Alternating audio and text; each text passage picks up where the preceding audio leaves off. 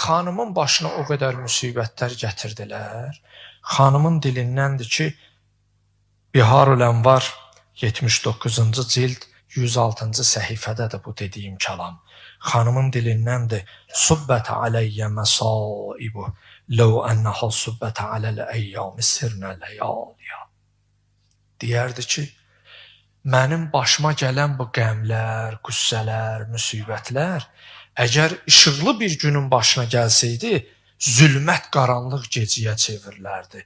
Bu sözün içərisində bir dərindən düşünsək, təfəkkür əhli olsaq, deyir, mənə baş verən bu qəmlər, qüslələr, müsibətlər, əzab, əziyyət, işıqlı bir günün başına gəlsəydi, zülmət qaranlıq gecəyə çevrilərdi.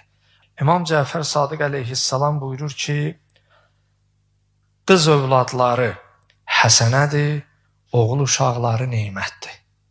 Allah həsəniyə görə savab verər, neymətdənsə sorğu-sual eləyər. Allah xanım Zəhranın hörmətinə o ailələrdə ki, körpə səsi gəlmir, o ailələr ki, körpə səsinə həsrətdir, xüsusilə o ailələr ki, elə bugün sabah tükdən asılıdır, uşağın olmamağına görə ayrılmaq, boşanma astanasındadır. Allah onlara elə xanım Zəhra iffətli, ismətli bir qız, xanım Zəhra kənizi verməklə o ailələri sevindirsin inşallah.